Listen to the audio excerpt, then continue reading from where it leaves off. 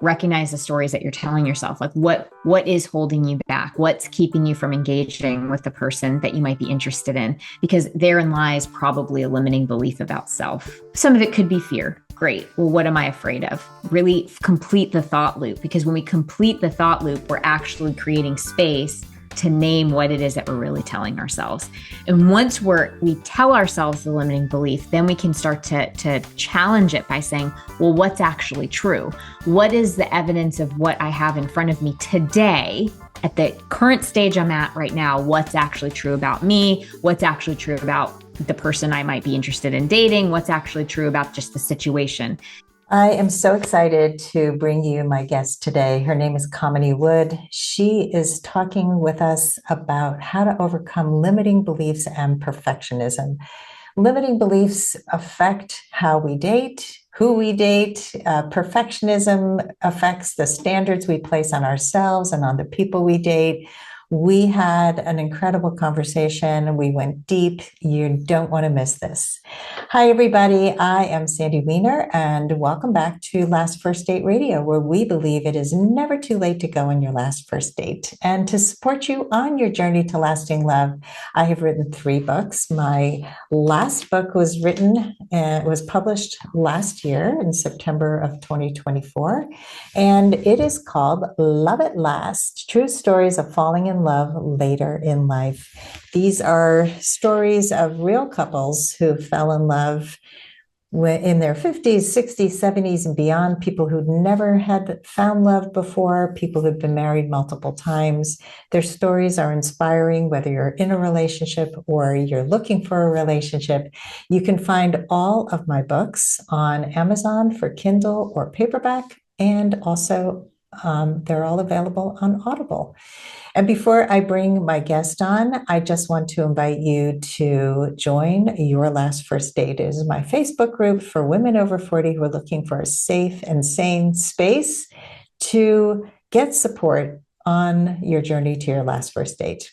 And now for my guest. Kamini Wood is here today to speak about limiting beliefs and perfectionism. She is a certified life coach, a speaker, a best-selling author, and she helps high achievers overcome anxiety, perfectionism, and limiting beliefs to rediscover their authentic selves. As the founder of the AuthenticMe method and the CEO of Live Joy Your Way, she empowers people to build self-awareness, set boundaries, and create fulfilling, balanced lives. So, Kamini, welcome to the show. Thank you for having me. I'm excited to be here with you. Me too. We just discovered that we both have Connecticut in common. I live in Connecticut now. You lived in Connecticut before, so we're old friends.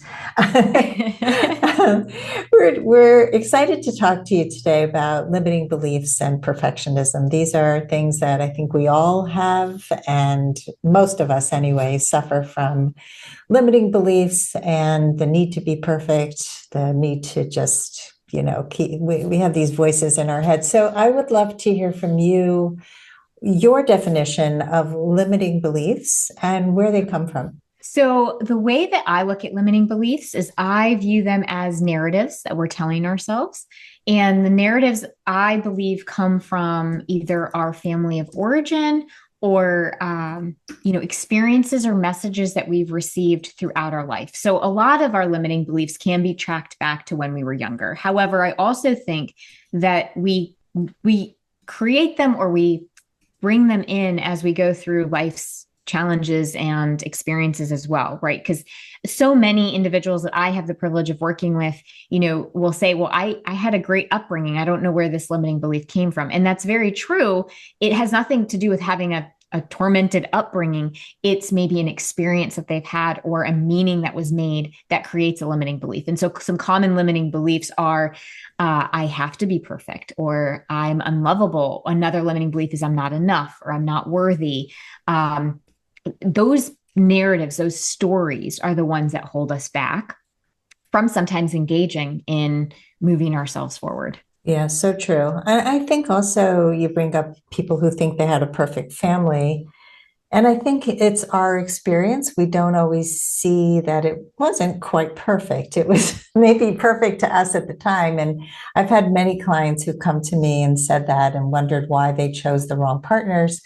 And Mhm. often they're missing the piece that, for example, if one of the parents, even though they were loving, told the children that they had to be quiet all the time, that or they Yep. had to be good. That's another one. Or you have to get good grades. And I Yep. even see it with my daughter who's raising her own children, and we don't even realize what we're saying half the time. We think we're doing a good job, and she's doing a great job, but it's those little things that stay in our minds that Yep.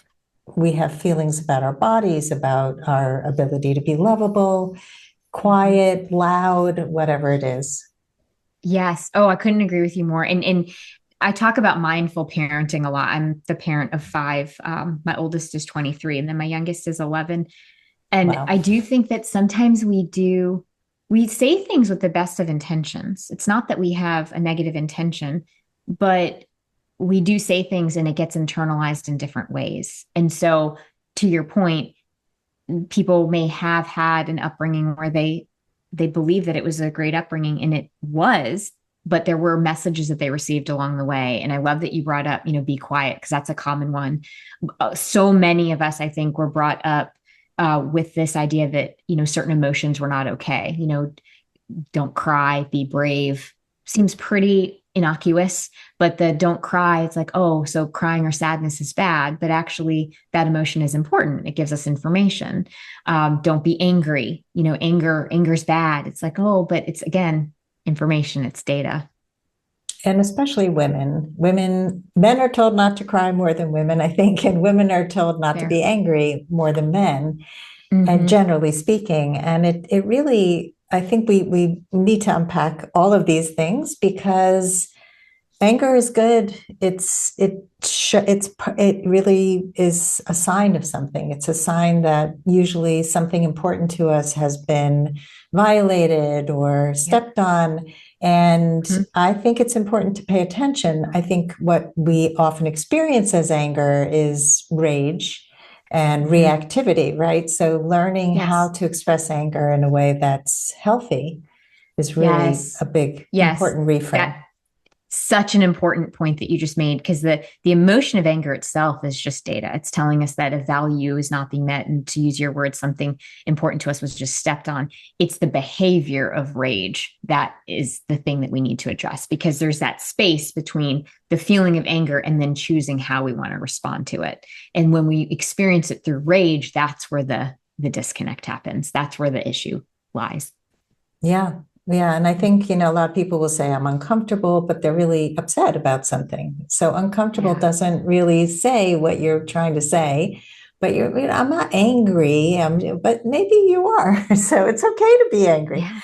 Yeah. And I'm dealing with this with my adult children. It's like some of them are saying things like this, and I'm sure I raised them with some words that weren't quite helpful because I didn't have the knowledge that I have today. And Mm-hmm. I'm encouraging them to use the full breadth of language, of needs, of feelings. So when it comes to dating, because we talked a little bit before about some of the limiting beliefs that Mm-hmm. apply to dating, like I'm not enough or I'm not lovable. How can people begin to, first of all, name those limiting beliefs and then work to overcome them because they really can hold us back? First of all, naming them is the first step. Because if we're not aware of what's running the show, we can't make any changes. So the way through that is to get really curious with yourself, especially. And I just happened to be on a call with a client right before we hopped on, and this topic popped up. And part of it is recognize the stories that you're telling yourself. Like, what is holding you back? What's keeping you from engaging with the person that you might be interested in? Because therein lies probably a limiting belief about self, right? Some of it could be fear. Great. Well, what am I afraid of? Really complete the thought loop, because when we complete the thought loop, we're actually creating space to name what it is that we're really telling ourselves. And once we tell ourselves the limiting belief, then we can start to challenge it by saying, well, what's actually true? What is the evidence of what I have in front of me today at the current stage I'm at right now, what's actually true about me, what's actually true about the person I might be interested in dating, what's actually true about just the situation. Because a lot of times, what we're operating from are those stories and those narratives. But if we can challenge it with what's actually happening today, then we can take different steps forward. And that's the next part of it is saying, okay, now that I know that this is the truth, what is it that aligns with me? What's my values based action to move forward? Because it's one thing to name the limiting belief, but then it's, and now what do I want to do about it? What is the way that I'm going to actually lean into what's true? Because if let's say the limiting belief is, well, I'm unlovable. Okay, well, what's actually true? Well, what's true is I have, XYZ like friends that I really connect with. These members of my family are people that I really love and love me back, right? As just an example. But we can break it down to what's actually true. My dog shows me love every single day. We can go down through any of that in terms of really paying attention to what's really true and then say, okay, now that I know that that's true, what action am I going to take? I'm going to actually go ahead and make the connection or make a call to that person or send them the text that I'm then afraid to send them. I love the awareness piece, naming it, and then really interrogating the truth of it because we believe it's true. I mean, before you really get into the granular level of what is true and what isn't true and where did that belief come from, we believe that it must be true. And I love the Byron Katie work of, is it 100% true? Because there Yeah. might be a kernel of truth that maybe this person doesn't love you, but Right. do you need everybody to love you? Or Right. do you really want to be with Exactly. that person? Right. So I think it's really, really important. And it's true of fears as well. We often have these fears and they're these nebulous things that we don't really name because we're Mm-hmm. not even sure what the fear is. So once we get into that, okay, let's really name it. What is that fear? What is really true? Then we can do something about it. And we can realize that some of it is made up stuff that's in our heads, the narrative, like you said. And some of it could be true of the Mm-hmm. person in front of us. Yeah, yeah. But once we're aware of that, and that's why I love Byron Katie's work when she says, "Is it absolutely true?" Because it does push us to name that. Because a lot of times we convince ourselves it's true. Yeah, it's true. It's true. Nobody loves me. Is it absolutely true? Like for me, if I ever get stuck in that thought loop, I know I can look over and see my dog who's sitting right there, who's staring at me right now. Oh no, okay, that's not absolutely true, right? So we can break it down. The other part that I wanted to mention too with limiting beliefs is sometimes we have to challenge it where we become aware of it and we say, okay, how is this story? How has it been serving me? Like what part of me is believing this story, and why would that part of me believe the story? And 9 times out of 10 that part of you that continues to believe that limiting belief or that narrative is trying to protect you from something, either protect you from rejection or protect you from abandonment. And so again, it's another way to name what's really happening is, oh, that's a part of me that is scared. Okay, let's complete that thought loop. What am I scared of? Even if the worst case happens and I get rejected from this person, what will I choose to do then? I've lived through so many challenges and I know that because I'm here. So what will I choose? It'll hurt, it'll be sad, and I will also find my way through it just like I have every other challenge. Which is so empowering, right? It's like we can draw from the fact that we've slayed dragons before. We've done this before. I love that. Yes, exactly. Exactly. Yeah. Yeah. I studied the work of positive intelligence, which names the saboteurs, and one of them is perfectionism, the Mm-hmm. hypervigilant. All of these are the breakdown of saboteurs that we normally say it's the inner critic. And I love that he breaks it down into 10 separate saboteurs so we can really see, okay, these things did keep us safe on a level. It Mm-hmm. protected us from something usually in childhood, but Mm-hmm. it's not us thriving. It's not us at our best, and it's holding us back. Yeah, yeah. I studied the same, and I love that about the saboteurs that he talks about, and I think it correlates really well with IFS and the internal family systems and Schwartz's work with that, which is we have several different parts of ourselves, and it's about getting comfortable with those parts and not shaming them, but just getting curious with them. Like, what is that part potentially trying to protect us, much like the saboteurs. Like, what is that part of our mindset trying to do? And I really am a true believer in unshaming, right? Not making it, oh, that makes me wrong or bad, or there's something wrong with me that needs fixing. It's okay, like there's that part of me, and how do I maybe want to relate to that part differently, especially the Good. perfectionist part. Yeah. So we're going to get into perfectionism in a minute. See, I can't even be perfect in my perfectionism pronunciation. That perfectionism, by the way, held me back from so many things in life because I can remember from, I would say, second grade. I was afraid to speak up in class because I was criticized for how I read. I had a different accent. I came from Atlanta and I spoke with a Southern accent, and the kids in the class would raise their hand and say I made a mistake. And I shut down completely to the point where my parents took me to a therapist. They thought something was really wrong with me.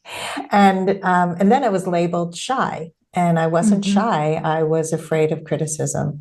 And it took me until I was in my 50s, I think, to really recognize, because I had gone to coaching school and I recognized these were things that were holding me back. And wow, like I couldn't speak in public. I would never have done a podcast. I would never have done any of the things that I do today had I still been listening to those limiting beliefs and had that perfectionist quality in me. So yeah, let's go there. I know I had another thought before, but I forgot what it was.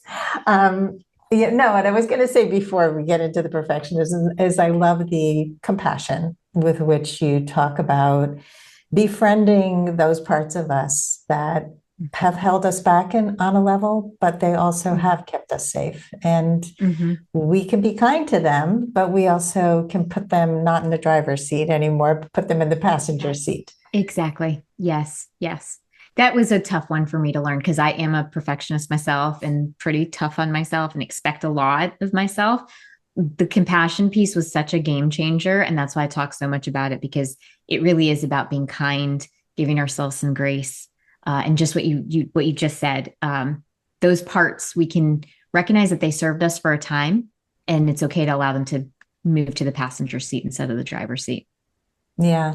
Yeah. I mean, that curiosity piece also, I think in all of life, because it's so easy to judge, especially if we judge ourselves Mm-hmm. harshly. It's so Mm-hmm. easy to judge other people and what they're saying and make up stories. And a lot of that comes from a lack of curiosity. And so curiosity, I mean, I preach that night and day because it is so Yes. important. And it's an important reminder for me because I can totally be in judgment. I'm right there All with you. right. Yeah. So let's get into perfectionism, and talk about it in relation to our love lives.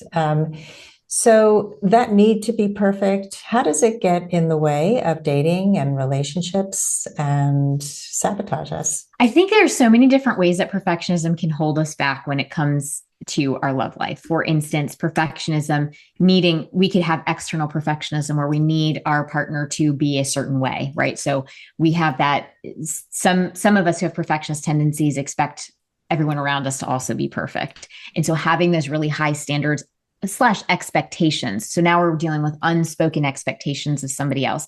That can hold us back, because if unspoken expectations really lead to, they're the prime recipe for resentment if we're really going to break it down. So in some sense, that's how perfectionism can have one aspect.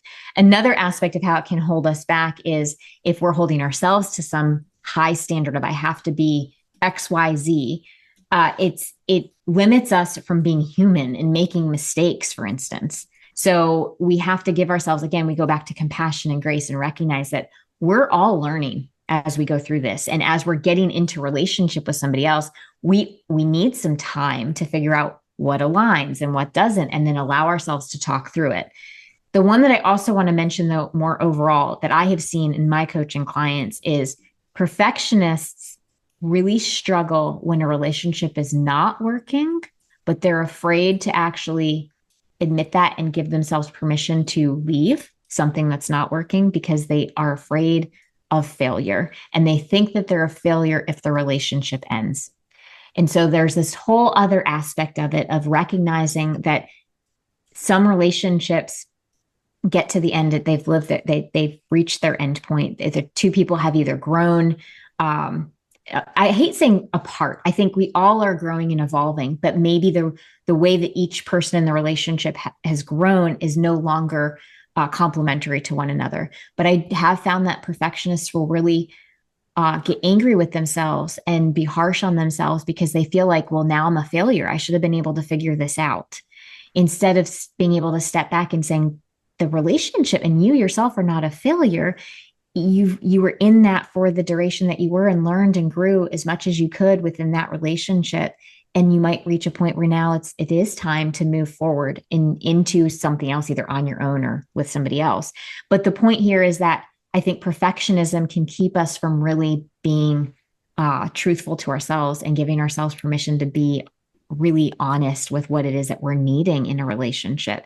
Especially, I work with so many high achieving individuals who also tend to be people pleasers, and they almost give up on their needs when they're in a relationship. And there is that part of the perfectionism where I need to figure this out. I can't fail at this and I have to be perfect in this.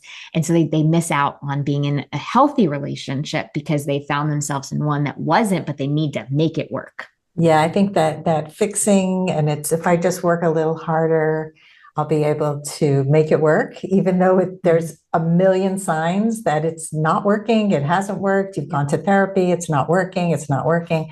Yep. Guilty as charged. And, I truly believe that if I said things in a different way to my husband, he would finally get it. Like I would just study how to say it and get through to him. And finally, there was a breaking point for me where I didn't feel that I failed. I just felt I had to leave to be myself. I couldn't be myself in this relationship.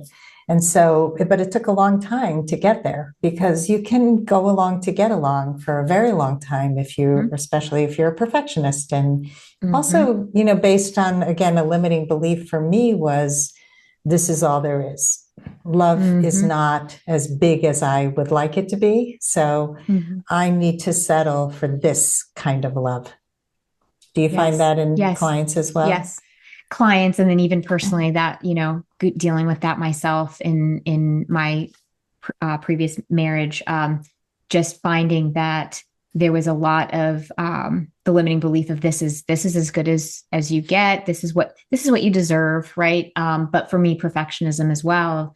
I must be doing something wrong, and I need to fix it. I need to that perfectionist part, and recognizing that in any relationship, there's two people, right? There's two people at play and both have a part, and that it is okay for you to get to a place of saying this isn't a failure.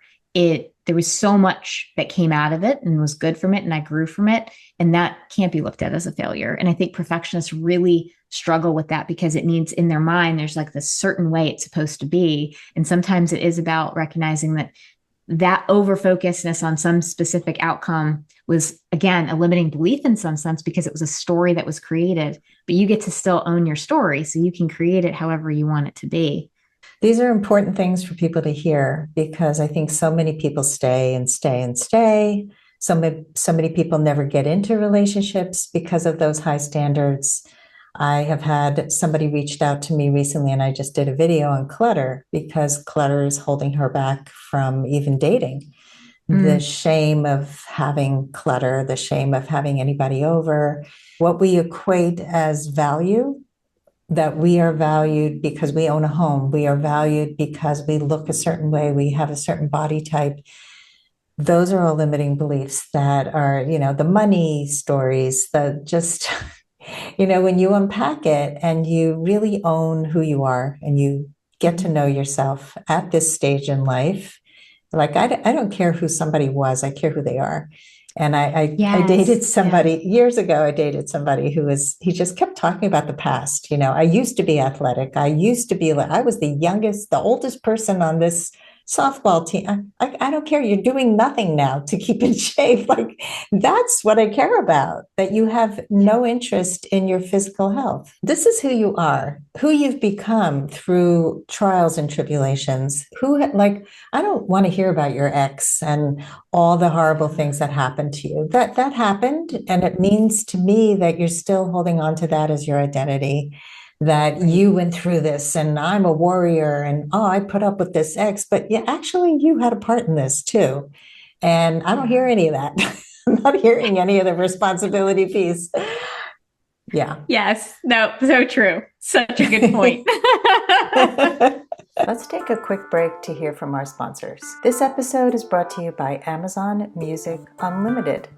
You can listen to over 70 million songs and thousands of playlists and stations. Plus, you can now stream your favorite podcasts like Last First Date Radio.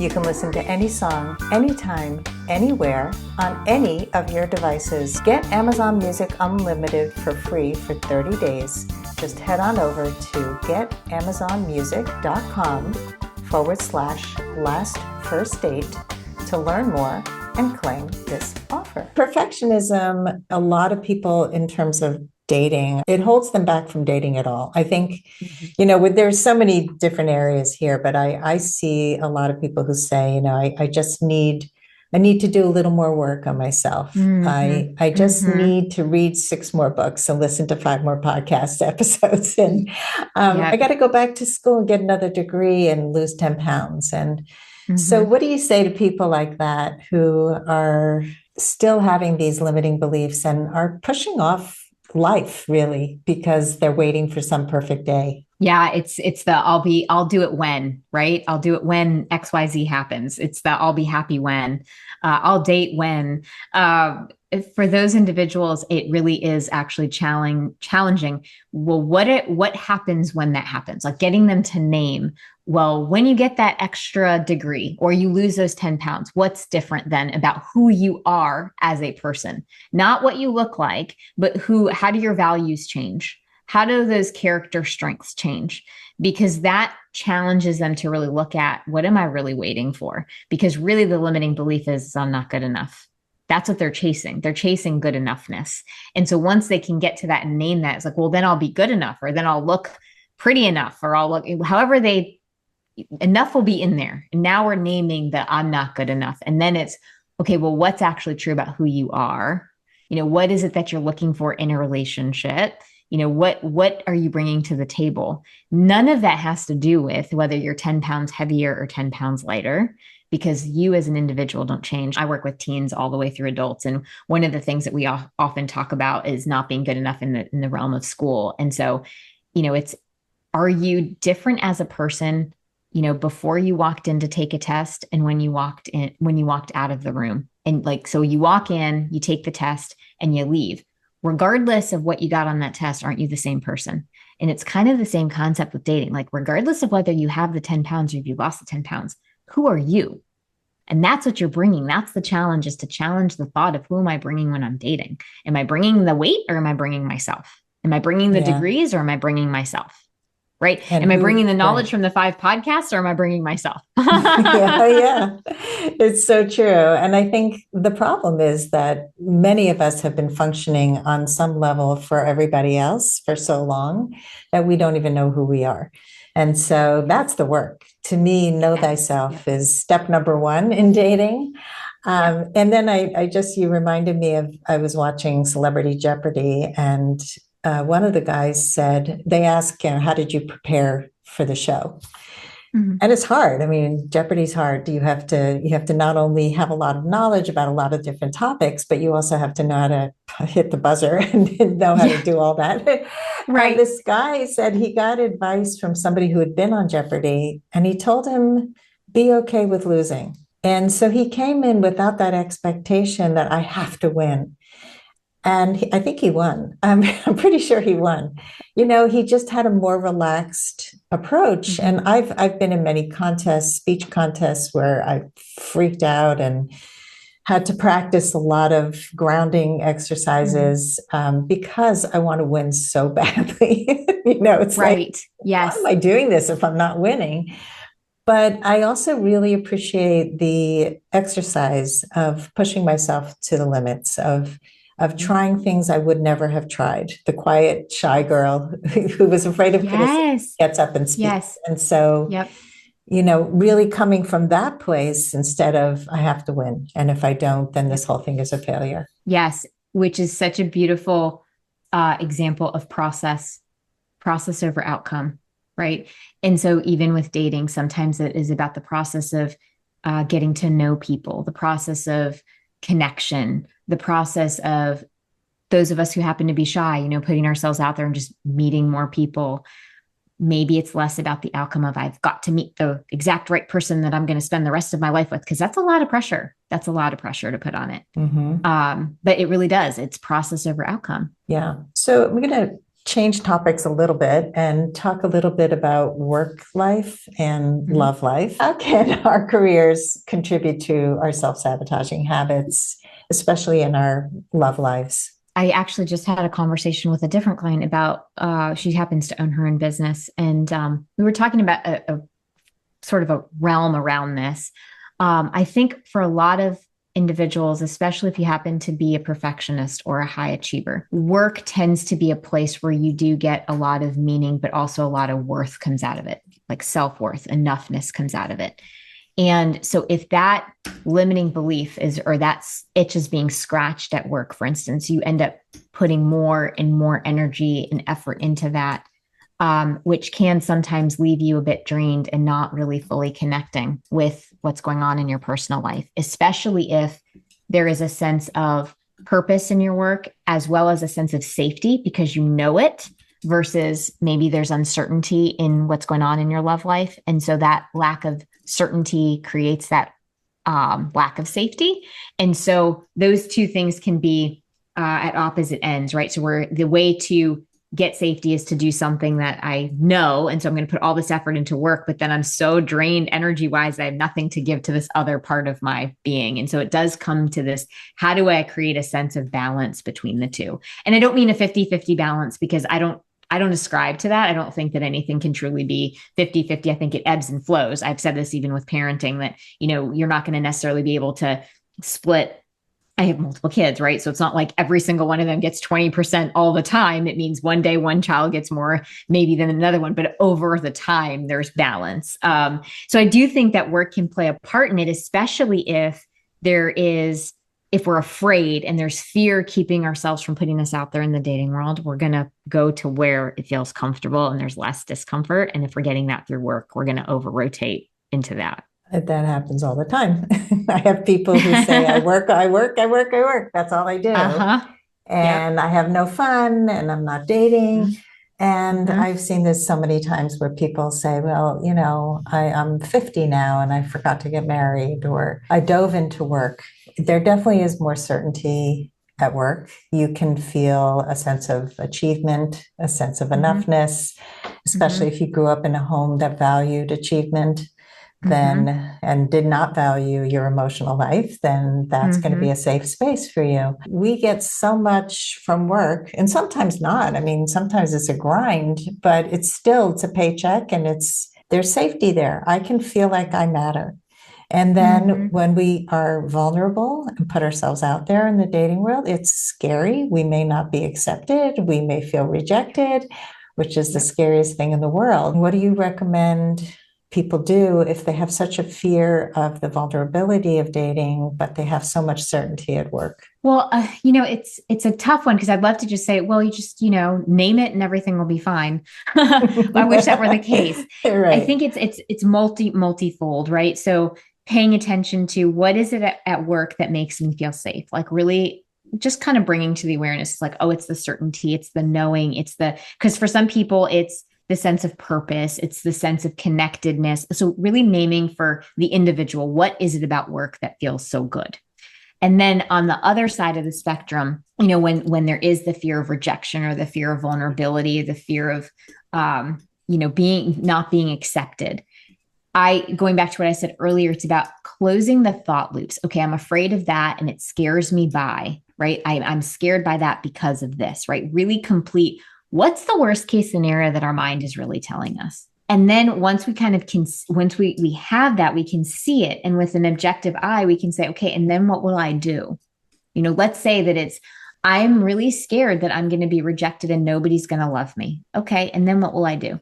Well, I will, I will find some purpose and I'll, maybe reach out to my community. I'll reach out to a loved one. Maybe I will use XYZ that I just labeled from work to give me some grounding. Like we can use it to our benefit, but we don't have to hide behind it. That's the difference, right? One is we're in it and it feels like it's like the warm bath. And so we don't get out of it, but we don't lose that if we give ourselves permission to step into this place of discomfort. We can lean back on it if we're feeling like we've been rejected. I hope that's making sense the way that I'm describing that. I It's think so. reminding ourselves that we can use something as a strength and something to fall back on, but we don't have to hide behind it and not put ourselves out there. I'm trying to think of like something from work. Like let's say we know how to do a project really well. And so we don't want to leave the project and we're working on the project, but we're afraid to step into another project because we're afraid we're not going to do well at that project. Instead, it's saying, okay, what are the strengths that I've created from this project that I can apply to that project? It's kind of the equivalent of that, is saying, these are my strengths at work. These are what feel really good at work. How can I take these strengths and apply it to something that feels really scary? And even if the worst case scenario happens, how can I then utilize those strengths I have to pick myself back up? I hope that's making clearer sense. Yeah, that makes sense to me. I think, I mean, when you said connectivity, that's a great word to take from work into your love life, that you're good at connection, you're good at organization, you're good at you're a people person. I mean, I look at dating as an experience. That's really all it is. It's you're networking. That's a good word for work. A lot of words that we use in dating. It's not an interview, but it kind of is. And I think if you make it less like an interview and more like, I'm just curious about this person, there's that curious word again. And what's the worst that could happen? It's not going to be a good match. It's not even a bad thing. It might get exhausting after a while, but I can also learn how to vet people better. And I can be proud of myself that I have the ability to vet people or to apply what I learned to the next person. Those are all things we can take from work. So I know those are the connections that I'm making. Something that you just said too, that I want to just tie back to the earlier conversation we were having about perfectionism. It's not a bad thing to say that this connection doesn't work, but you were asking, like, how does perfectionism hold us back? That perfectionist tendency, right? That I have to make the connection work. That can hold us back too, because we're almost afraid of admitting that connection isn't what it needs to be. But yet at work, we allow ourselves to do that all the time, where it's like, oh, I don't get along with that person, so I'm just not going to interact with them. And we don't fault ourselves for that. We just say, okay, I'm going to align with the people that I align with. And so it challenges ourselves. Like, why would that be okay there? But we don't give ourselves permission to just not connect with somebody and move on, versus we hold ourselves to some ridiculous standard in that realm. It's allowing ourselves the same grace that we offer ourselves at work. We're just applying it to a different realm.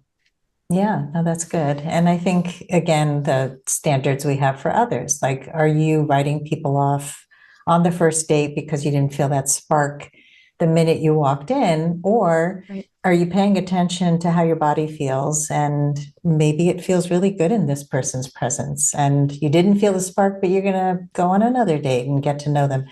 And most good relationships do not have an immediate spark. They don't have that, because that makes you lose yourself. So I think often we become really anxious, and then we put a lot of pressure on ourselves that this has to work. And I remember in my youth, if somebody set me up with somebody and it felt like it wasn't a good match, I would actually get angry at that person. Like, how dare you set me up with this person? You don't know me. Now I'm just like, okay, I'll ask more questions before I would go on a date with that person. Right.